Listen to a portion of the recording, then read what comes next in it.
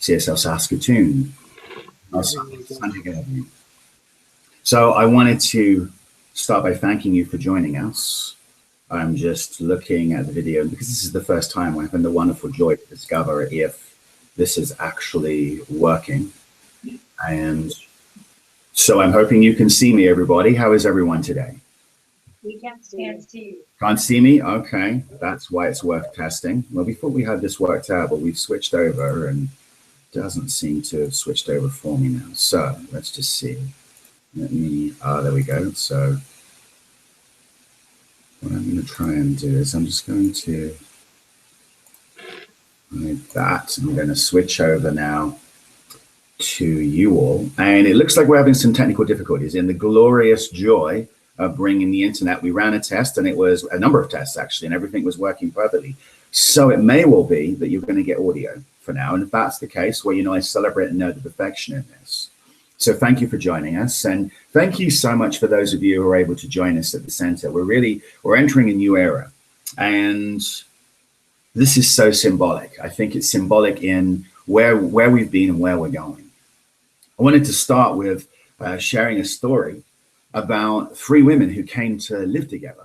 And they were, three of them, one of them was 90, the other one was 95, and the third one was 100 years old. And they'd come through life to be sharing the same space. They'd never had children. And just a second, I'm going to just stop that. Okay, so we're just doing so they never had children. And they were there one day and they were all sitting around, and the 90-year-old went upstairs and was running herself a bath. And she gets the bath half full, turns off the water, and she dips her toe in the water, and she suddenly forgets what she's doing. So she calls out and she says, well, can someone come and help me? And to which the 95-year-old is downstairs and says, yes, I'll be up, dear. And so she heads upstairs and she goes to help, and she gets halfway up the stairs and she stops and she forgets what she's doing. And she calls out, she says, I don't remember what I was doing. What was I going to do? And the youngest downstairs turns around and says, well, don't worry. I'll be up there and help you both in a minute. Give me a moment. And as she thinks to herself, oh my goodness, I hope that I don't get, knock on wood, I don't end up forgetting what I'm doing in the middle of what's happening. I'm coming. I'll be with you just as soon as I've answered the doors, my dears. So when I think about what this journey is, and when I think about Mother's Day, I think it's so perfectly exquisite. Ernest Holmes once wrote that, for in a certain sense, we are all mothers giving birth to a new thought, new ideas and new events. And why should we doubt that the same creative power which creates the mother to give birth to her baby will not also prepare us physically and mentally to give birth to a new experience? Now, if you think about that, why should we doubt that the same creative power which prepares the mother to give birth to her baby will not also prepare us physically and mentally to give birth to a new experience? There's deep truth in this. And I think it's easy to forget that. I know I've forgotten that at times. But then we've got this worldly experience of being born. Hands up of you who were born to a mother. Exactly. Everyone was born to a mother in some fashion or another. It's another story I'd like to share. In a mother's womb, there were two babies. One asked the other, do you believe in life after delivery? The other replied, why, of course, there has to be something after delivery. Maybe we're here to prepare ourselves for what will be later. Nonsense, said the first. There is no life after delivery. What kind of life would that be? The second said, I don't know, but there will be more light than here. Maybe we will talk with our legs or walk with our legs and eat from our mouths, and maybe we will have other senses that we can't understand now. The first replied, that's absurd. Walking is impossible, and eating with our mouths, ridiculous. The umbilical cord supplies nutrition and everything we need, but the umbilical cord is too short, and life after delivery is to be logically excluded. The second insisted, well, I think there is something, and maybe it's different than it is here. Maybe we won't need this physical cord anymore. The first replied, nonsense. And moreover, if there is life, then why has no one ever come back from there? Delivery is the end of life. And in the after delivery, there is nothing but darkness and silence and oblivion. It takes us nowhere. Well, I don't know, said the second. But Certainly we will meet Mother and she will take care of us. The first replied, Mother? You actually believe in Mother? That's laughable. If Mother exists, then where is she now? The second said, she is all around us. We're surrounded by her. We are of her. It is in her that we live. Without her, the world would not and could not exist. Said the first, well, I don't see her, so it is only logical that she doesn't exist. To which the second replied, sometimes when you're in silence and you focus and you really listen, you can perceive her presence. You can hear her loving voice calling down from above. So I wanted to talk today about caring, sharing, and leadership. And obviously, I think given the tone and the context of today, I'd like to start with caring.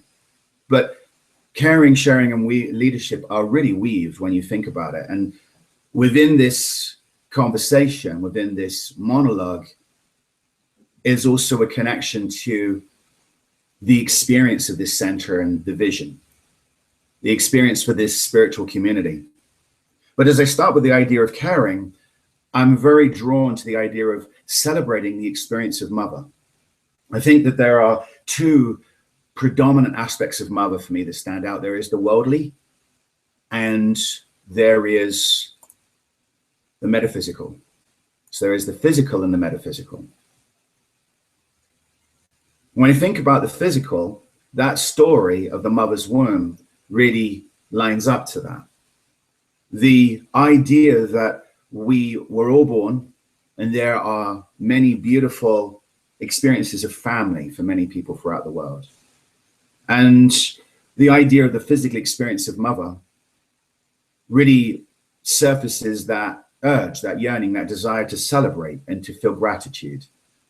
As I've watched the mother of my child be Mother, I've been witness to a very special sacred experience. As I connect to my own experience, I've been witness to a different experience of what Mother was for me. And so that draws me to the second idea around recognizing the physical and honoring the physical experience of Mother, to honor the emotions. There may be some of you in the room for whom you are here in this moment, hearing this message and remembering that your mother has departed this plane. The earthsuit that she borrowed is no longer serving her. The challenges and the trials that she experienced to empower her in her transition, in her evolution, in her expansion of consciousness, well, she's done with that. Maybe as you're sitting here, you are still experiencing a healing. And so I think it's, and I sense how important it is to connect with both the physical and the metaphysical, but within the metaphysical and with the honoring of emotions, that to me is a springboard, because within that honoring of the healing, of the gratitude, is a recognition that's very important. The Sacred Mother. The Sacred Mother really becomes the opportunity to connect with the principle of the sacred from within. One of the ways that you can do this is that perhaps I invite you to close your eyes. And I want you just to spend a moment noticing how loved you are. How loved you are. There is within you a mother, the guru, the spiritual teacher. There is within you a mother of that inner child. Spiritually, as Ernest Holmes once said, we are offspring. And if you wish to put it that way, the manifestation or emanation of a universal wholeness. This universal wholeness is in us in a very true sense of the term, because as the originating principle of life, we have God, or universal spirit, out of which anything and everything was made. Therefore, every man is truly born of God. Every woman is truly born of God. If this is true, then man or woman is primarily and fundamentally perfect, no matter what he has done to himself. That's the essence of the message that in 1968 Ernest Holmes was talking about, I believe, within this context of Mum the Guru, that we are birthed of the sacred masculine and the sacred feminine, that we are birthed for the purpose of learning how to reconnect with the principle of the sacred feminine within.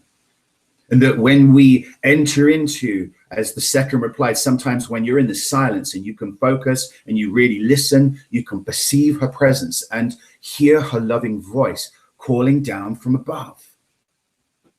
And as you connect with that, as you feel that, this becomes your opportunity. This becomes that presentation, that realization, that manifestation, that demonstration to notice how loved you are.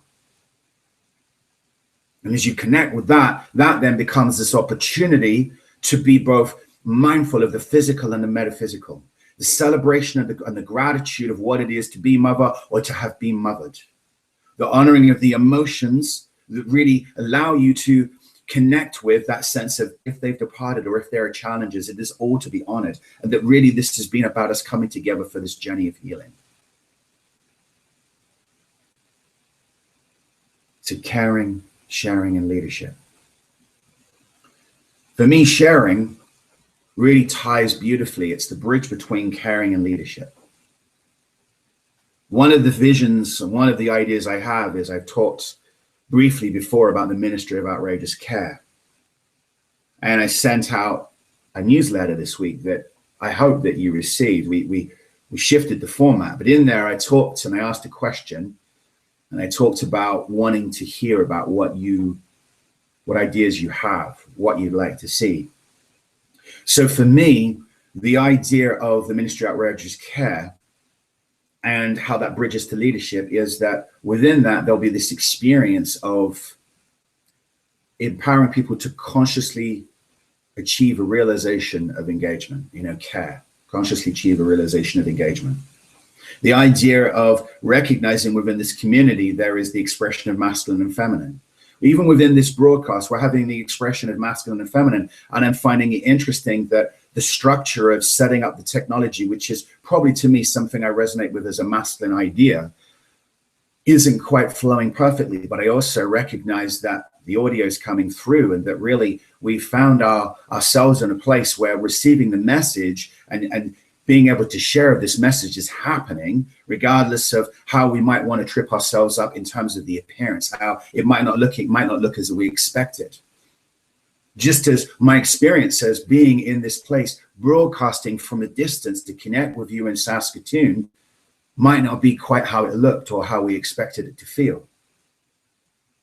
But what there's a caring there, and there is a realization that as we come together in community, as we have the conversation, as we learn how to collaborate and to co-create, we've got wonders ahead of us. And there's a mindfulness, there's a lesson in this sacred feminine and sacred masculine, understanding that each of these energies brings something to the mix. The idea that if we find ourselves within community, we might relate to the idea that when we are in community, we're feeling nurtured. When we are feeling nurtured, we may be reminded of the nurturing that we did or did not feel when we were younger. We may be reminded in the experience of community that there is something to deeply celebrate and to have gratitude for, or that there are the emotions to honor because of what has been gone before and what we're grieving and the challenges that we have and the healing that we're going through. And so as we make this transition, this brings me to an additional realization of sharing, which is that a part of this conversation for us is to honor the fact that we have departed an old way of doing things, and how symbolic it is that we're showing up and we're having this wonderful sort of like step we've taken, and we're having this experience of how it's unfolding, and it's not going smooth and fluid. I would love for my broadcast to be live on the wall, but it isn't today. So that reminds me, as community, we're going to have experiences where we show up and it won't look quite as we expected, but it will be really important to honor the fact that everything that's unfolding is perfect, including that which we've known before and there to that place to where we're going. Taking the time to celebrate and have gratitude, and also to honor what's going on to allow us to be in this place. I mean, I've just got to sort of recognize the service team that's come forward today. And Dave Deuce in particular, we spent a number of hours. Dave's probably spent many hours this weekend and this week getting ready for this point. And I've been working with him. It's not flowing sort of in that visual picture of perfection from the outward appearance, but I know that this is perfect. because I'm celebrating that sense of this is exactly what it needs to be. And that allows me to connect to a knowing that regardless of how the appearances are, it's not for me to confuse effect with cause. And it is an opportunity for me to notice how loved I am. And so when we move and we unpack this, one of these ideas to come that I've started to talk about, the ministry of outrageous care, that ministry of outrageous care will be giving us an opportunity to bring us together to care and to share and to co-create an experience of leadership. The leadership, the sense of leadership for me includes qualities such as intuition and sharing and openness and caring. Intuition is, to me, so often associated with the sacred feminine within me, so often associated with my opening my mind and allowing myself to connect with a deeper conversation that is flowing beneath the current of my consciousness. It's like an undercurrent. And it's sometimes when I'm not aware, that undercurrent is also emotional. I can be pulled under by the water. And many times, as that second replied, when you're in the silence and you focus and you really listen, you can perceive her presence and you can hear her loving voice calling down from above. And so my knowing is that in leadership, I am sharing from this space. Within the ministry of outrageous care, I have a vision where once a month we would come together, for example, on the Sunday afternoon after the service, and all of those who are in leadership roles in the various groups would be sitting down to vision, to huddle, and to share skills, to be trained, to connect to deeper knowledge and to have a chance to apply that. So the visioning really I see as an opportunity for me through my intuitive grasp of the divine, the manner to which I allow myself to enter into that sweet spot, that I allow myself to connect with the truth of who I am, the divinity, the sacred masculine, the sacred feminine, and to convey a sharing from that space, to be open at the top and to hold a knowing as I do this of the wondrous synchronicity and energy and collaborative experiences unfolding, and knowing that we are going for a journey where we're going to be perfecting these experiences such as the broadcast.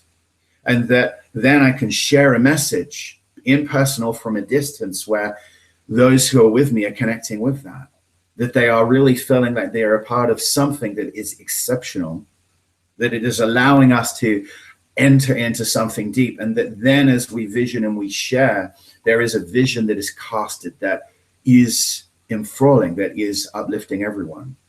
And then when we come together in huddle, what's happening now is that those who have taken on leader in training type roles within these small groups, what they're doing is they are being invited to stand in that focus and really listen and perceive her presence and to hear her loving voice calling down from above through and as those they are sitting in huddle with, and sharing the message and sharing the ideas and the focus that we want to talk about in that month.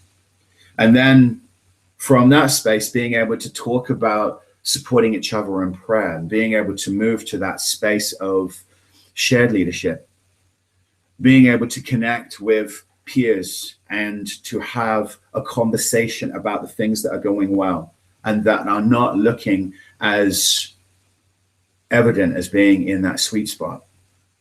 And meanwhile, I'm present for all this. And I relate this vision because what this allows me to do is that I'm looking for an experience where, as we come together in this shared leadership, that there is truly a conversation. I know that I sent out a newsletter back on Thursday or Friday to the community. I don't know if you had a chance to open it, but I asked a couple of questions in there. And I know that because we're not used to communicating in that way, that it's been a little bit quiet. But I also know that people love to be physically feeling present in a conversation too. I also know that when I can directly ask a question and when I can directly discuss what that question means, that people have an opportunity to really share. And as they're feeling that those that they are communicating with are present with them, and as they are feeling present, they are reminded they have an opportunity to notice how loved they are. So in each moment, one of the things within the vision, whether or not we're coming into those Ignite meetings on the Sundays or we're getting together in different experiences such as class or meditation, That what we're doing is we're constantly connecting back to that sweet spot as caring, sharing leaders. Then once we've done the vision casting and the huddling, we're then moving into a mode of skills. So it gives you a bit of an acronym to work with for that sort of agenda of the Ignite meeting, VHS, the old VHS video cassette, right? So when we move into skills, we're having a shared conversation of leadership development, that we're talking and we're having ideas being introduced to us that expand and that really capture into that more global sense, the global smorgasbord of information and different ways to understand about the dynamics of community and what shared leadership can be. And I feel drawn to connect to a realization that through that openness, through that caring, through that visioning, through that huddling, and through sharing of those skills, and then as that is ripples outward, as that ripples from the gathering into each of the meetings, whether they're every couple of weeks, that what we're experiencing is a celebration every time we come together, regardless of the form that it takes. We're honoring the loving, the learning, and the doing.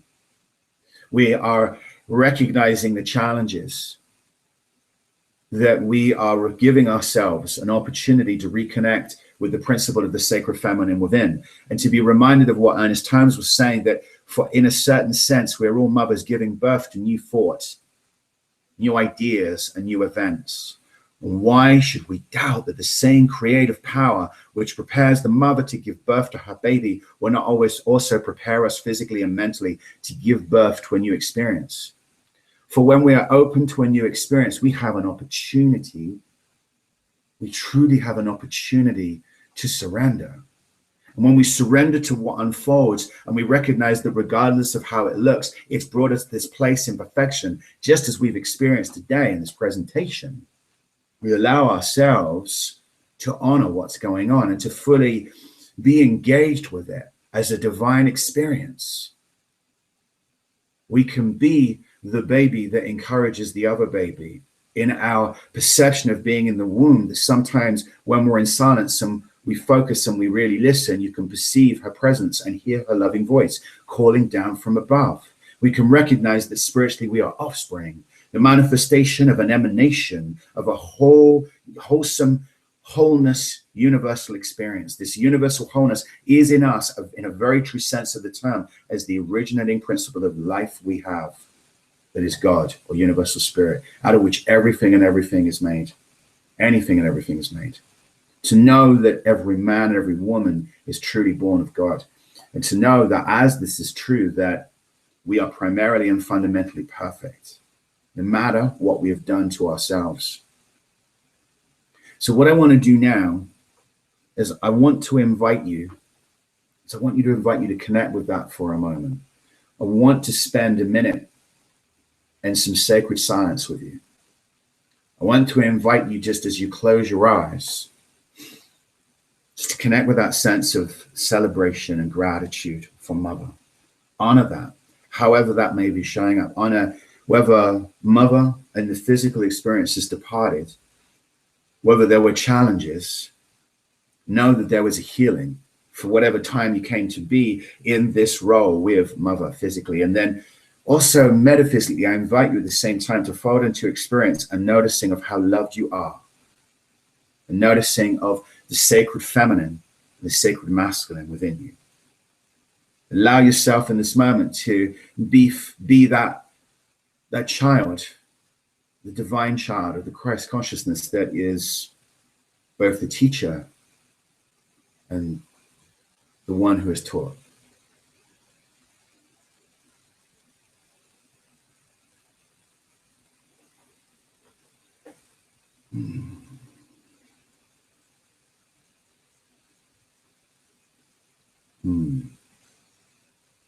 So I give thanks. I give deep thanks. I feel deep thanks. So in that mode, I'm also going to invite you to prepare your offerings for today. Always remembering that my experience with regarding to how we share of our time, talent, and treasure in the community is driven by a sense of it is an opportunity for spiritual practice.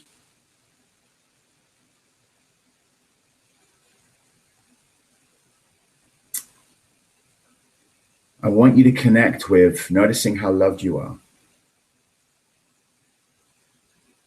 And as you connect with how loved you are, I want you to connect with the wonderful richness of abundance of any memory that should surface about your mother that draws you back to the experience of being the child that was nurtured, that was cared for. Because I believe on the other side, in that life after delivery, I believe that we are all experiencing as a divine blueprint, the nurturing and the caring that we experience, that we needed to experience to prepare ourselves to be where we are right now. Just as in this moment you are experiencing that engagement with the process of the spiritual practice of giving, noticing how loved you are, noticing that the sacred within you is providing all that is needed. Noticing that as you connect with the truth of who and whose you are, and you connect with the clarity of understanding effect from cause, there's more than enough.